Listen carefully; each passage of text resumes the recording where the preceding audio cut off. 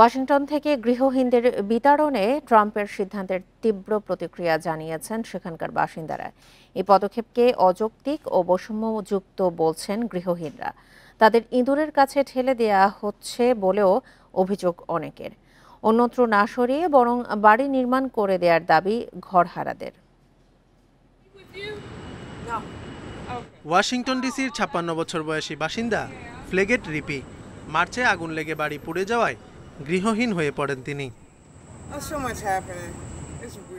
Red ক্রসের সহায়তায় শুরুর 14 দিন হোটেলে থাকেন রিপি। তাকে কিছু ভাতাও দিয়েছিল সংস্থাটি। তবে একই সময়ে অন্যান্য বাড়িতেও আগুন লাগায় রিপিকে সহায়তা চালিয়ে যেতে অপারগতা প্রকাশ করে রেড ক্রস।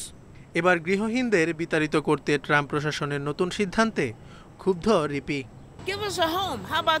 আপনি আমাদের বের করে না দিয়ে বাড়ি নির্মাণ করে দেন। কেন আমাদের অজানা অচেনা জায়গায় ঠেলে দেবেন?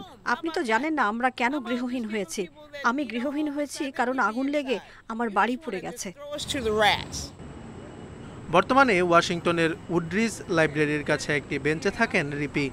উপযুক্ত স্থানে না ঘুমানোয় নিউমোনিয়ায় আক্রান্ত হয়েছেন তিনি। আমার থাকার কোনো জায়গা নেই কারণ আশ্রয় কেন্দ্রগুলোতে উপচে পড়া ভিড়। এমনিতেই আমি ডায়াবেটিস রোগী, তার উপর আবার নিউমোনিয়ায় আক্রান্ত হয়েছে। আমি এই প্রেসিডেন্টকে চিনি না, শুধু জানি তিনি একজন ধনী ব্যক্তি যিনি অসচ্ছলদের কেবল দূরে ঠেলে দেয়।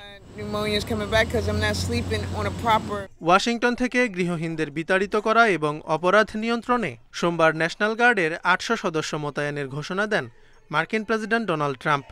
দাবি করেন 7 লাখ বাসিন্দার রাজধানী সহিংস গ্যাং এবং অপরাধীদের কবলে পড়েছে।